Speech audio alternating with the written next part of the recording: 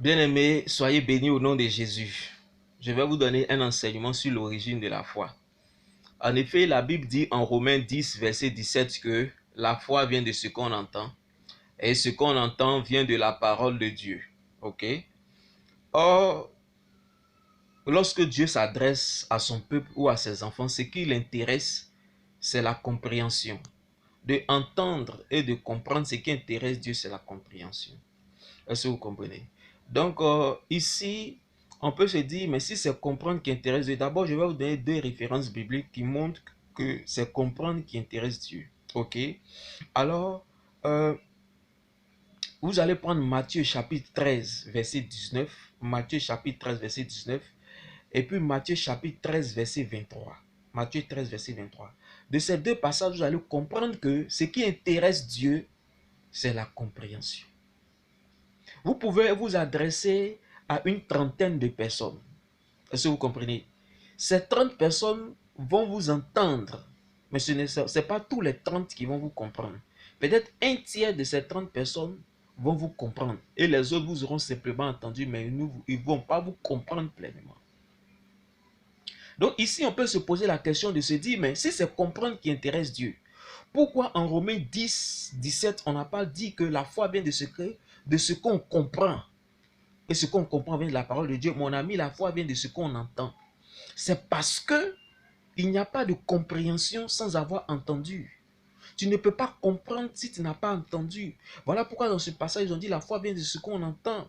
Mais Dieu aime les personnes intelligentes. Quand tu lis le livre de Proverbes, Dieu aime les personnes intelligentes. Et Dieu même a dit dans sa parole que celui qui me cherche, je me laisserai trouver. Celui qui me cherche de tout son cœur, je me laisserai trouver par lui. Dieu aime les personnes qui cherchent. Dieu aime les personnes qui réfléchissent. Donc, pour accéder à l'étape de la compréhension, qu'est-ce qu'il faut faire? Pour accéder à l'étape de la compréhension, il faut méditer sur ce que tu as entendu. Lorsque tu entends un enseignement dans une église, lorsque tu entends un enseignement, une prédication, un message de Dieu, tant que tu n'as pas médité sur cet enseignement, tant que tu n'as pas médité sur cette information, tu ne pourras pas avoir la compréhension de cette information.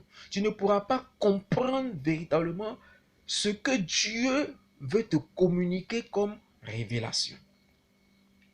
Et donc, quand tu finis de méditer sur ce que tu as entendu en ce moment-là, de toi naît la compréhension. Tu comprends maintenant nettement ce que Dieu voulait te communiquer. Tu comprends clairement la pensée de Dieu pour ta vie qui était contenue dans ce message. Parce qu'on peut donner un enseignement à 50 personnes. Mais à ces 50 personnes, Dieu va se révéler de manière différente à toutes les personnes qui font partie de ces 50 personnes. Sur le même enseignement que vous avez reçu le dimanche, sur la même exhortation, Dieu va se révéler différemment à vous en fonction de votre degré de foi, en fonction de vos besoins et en fonction de votre destinée. Donc, lorsque tu médites, n'est-ce pas, sur ce que tu as entendu, de cette méditation naît une compréhension.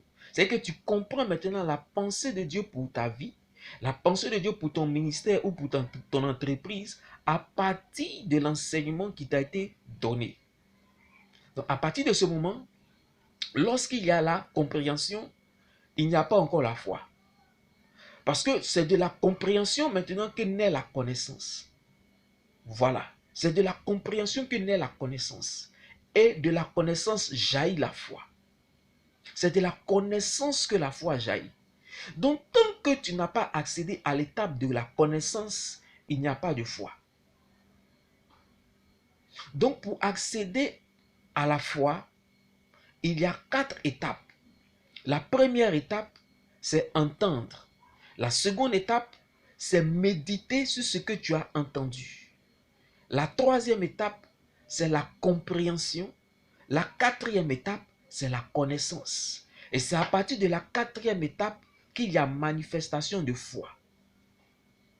Donc, tant que tu n'as pas accédé à la quatrième étape, qui est la connaissance, de toi ne peut pas jaillir une foi en fonction d'un enseignement qui t'a été communiqué. De toi peut pas jaillir une foi en fonction d'une révélation qui t'a été communiquée. Or, qu'est-ce que nous constatons? Nous constatons que nombreux sont les chrétiens qui ont la paresse de méditer, s'asseoir dans les chambres pour méditer sur un enseignement qui leur a été donné, méditer sur des passages bibliques. Chez eux, c'est lassant, ça les fatigue. Donc, ce sont des personnes qui manquent de foi. Ils manquent de foi parce qu'ils n'ont pas le temps de s'asseoir pour méditer. Ils n'ont pas le temps de s'asseoir pour méditer. Et même quand ils ont le temps, ils préfèrent utiliser ce temps-là à autre chose, à regarder la télé, à être sur Internet ou à aller faire autre chose. Mais que de s'asseoir pour méditer sur la parole de Dieu, méditer sur des enseignements qui leur ont été donnés, afin d'accéder à l'étape de la compréhension. Et la compréhension va vous permettre de saisir les pensées de Dieu pour votre vie, pour votre ministère, pour votre entreprise, ou bien pour votre famille. Et de cette compréhension va naître une connaissance. Et c'est de cette connaissance-là que va jaillir la foi. Voyez-vous? Donc, nous avons beaucoup de personnes qui n'ont pas de foi. Ils n'ont pas de foi parce que peu sont les personnes qui méditent. Vraiment peu, très peu sont les personnes qui méditent. Si tu ne médites pas, tu ne pourras rien comprendre du christianisme. Tu ne pourras rien comprendre de Dieu. Or, si tu ne comprends rien, tu ne pourras pas avoir de connaissance. Et si tu n'as pas de connaissance, tu n'as pas de foi. Or, la Bible dit quoi? Mon peuple périt par manque de connaissance. Osée 4,6. Mon peuple périt par manque de connaissance. Donc, le manque de connaissance va te faire périr. Va te faire périr. Or, pour avoir la connaissance, il faut méditer sur des enseignements. Il faut méditer sur la parole de Dieu. Il faut méditer sur ce que tu attends de Dieu. Avant de comprendre, et la compréhension va te conduire à la connaissance. Donc, plusieurs personnes n'ont pas de connaissance parce qu'ils refusent de méditer. Ils refusent de méditer. Mais tu n'as pas de connaissance. Comment tu veux avoir la foi devant une situation? Lorsque le diable va venir t'attaquer, comment tu vas avoir la foi pour pouvoir réagir contre ces attaques-là? Est-ce que vous voyez? Dans la parabole du semeur, dans le livre de Matthieu, Matthieu chapitre 13, dans la parabole du semeur, dans cette parabole, il y a 4 étapes, comme Jésus l'a si bien dit. Il y a d'abord la première étape où la semence qui est répandue par le semeur tombe au bord, en bordure de route, en bordure de chemin. Qu'est-ce qui se passe sous cette semence-là? Des oiseaux viennent la picorer, ils s'en vont. La deuxième étape, il y a la semence qui tombe sur un rocher, il y a peu de terre. Elle commence à germer lorsque le soleil sort dans le ciel. Ses racines brûlent et la plante meurt. La troisième étape, la plante tombe sur une terre, mais elle est parmi des ronces. Elle grandit, mais elle a du mal à se développer. Et la quatrième étape, c'est la semence qui est tombée sur une bonne terre. Mais de ces 4 étapes-là, de la parabole du semeur, correspondent les 4 étapes que je viens de vous dire dans le processus de la foi. La première étape qui est la semence qui tombe en bordure de route que les oiseaux viennent prendre. Il s'agit des personnes ici qui entendent, mais qui n'ont pas le temps de méditer. Ils ont entendu l'enseignement le dimanche, ils ont entendu une exhortation, alléluia, amen, sois béni, prêche. Et arrivé à la maison, ils ne prennent même pas le temps de méditer sur l'enseignement qui leur a été donné. Donc ces personnes-là, l'oiseau vient prendre l'enseignement qui leur a été donné et s'en va. La deuxième étape, il y a des personnes qui entendent. Ils méditent, mais ils ne méditent pas profondément. Donc, il y a une petite foi qui naît en eux, mais quand il y a des épreuves qui arrivent, leur foi s'évanouit. Pourquoi? Parce qu'ils n'ont pas pris suffisamment de temps de méditer en profondeur sur l'enseignement qui leur a été donné. Ça, il s'agit de la plante qui pousse. Lorsqu'il y a du soleil, ses racines brûlent et puis elle meurt. La troisième étape, c'est l'étape de la plante qui pousse parmi les ronces qui a du mal à se développer. Il y a des personnes qui ont médité. Ils ont médité. Ils sont arrivés à l'étape de la compréhension. Mais ils n'ont pas laissé la compréhension produire en eux la connaissance. Donc, ils ont la compréhension des choses, mais le stress de la vie, les choses du monde les empêchent de bien germer. Parce qu'ils n'ont pas encore la connaissance de ce qu'ils ont compris. Donc la quatrième étape qui est la plante qui germe pleinement, qui est tombée en terre fertile, qui se développe pleinement, ça c'est l'étape de ceux qui ont atteint l'étape de la connaissance.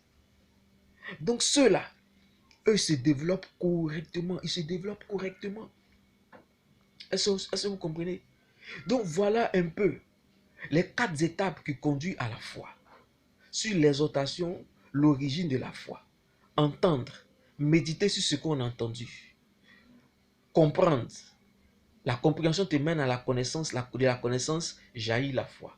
Et lorsque tu as la connaissance, c'est à partir de ce moment-là que Hébreux chapitre 11, verset 1 entre en œuvre. Hébreux chapitre 11, verset 1 entre en œuvre, qui dit que la foi est une ferme assurance de ce qu'on espère et une démonstration de ce qu'on ne voit pas. Voilà. La foi est une ferme assurance des choses qu'on espère et une démonstration de celles qu'on ne voit pas. Donc, pour pouvoir arriver à Hébreux 11.1, il faut d'abord être à la 4e étape, c'est-à-dire à l'étape de la connaissance. Oui, parce que c'est quand maintenant tu es rempli de la connaissance d'un enseignement. Et c'est de cette connaissance que tu as tellement l'assurance en toi. Tu as tellement l'assurance en toi sur un enseignement qui t'a été donné. Tu as tellement l'assurance en toi sur une parole que tu as entendue de Dieu. Et cette assurance-là fait que tu commences maintenant à avoir une ferme assurance. Une ferme assurance des choses que tu espères. Et cette confiance, ça t'amène à démontrer des choses par ton attitude. Mais tu ne peux pas atteindre Hébreux 11.1 tant que tu n'as pas passé par ces 4 étapes-là. Ce n'est pas possible. Or, la Bible nous dit en Hébreux chapitre 11, verset 6, que nul ne peut plaire à Dieu sans la foi. Donc, bien aimé, je vous invite à avoir une vie de méditation. C'est tout. C'est tout. Voilà le centre même de mon exhortation. Le centre de cet enseignement que je vous communique, de là où vous vous trouvez à travers le monde. Ayez une vie de méditation. Ayez une vie de méditation. Lorsque vous sortez des églises les dimanches, venez méditer sur l'enseignement que votre pasteur vous a donné. Lorsque vous revenez d'une cellule de prière, venez méditer sur l'exhortation qui vous a été donnée. Lorsque vous lisez les Saintes Écritures de la parole de Dieu, méditez sur ces Saintes Écritures. Ayez une vie de méditation. C'est la vie de méditation qui va produire en vous la connaissance de Dieu, la connaissance de la vie de Dieu, la connaissance des choses de Dieu, la connaissance des plans de Dieu pour votre vie, la connaissance de la volonté de Dieu pour votre vie, la connaissance des pensées de Dieu pour votre destinée. Et de cette connaissance-là, de cette compréhension, vous allez avoir la connaissance. Et à partir de cette connaissance, vous allez vivre dans la foi. Vous allez vous conduire par l'Esprit de Dieu. Vous allez marcher par l'Esprit. Et vous allez voir votre vie aller de gloire en gloire. Vous allez voir que votre vie va commencer à porter du fruit.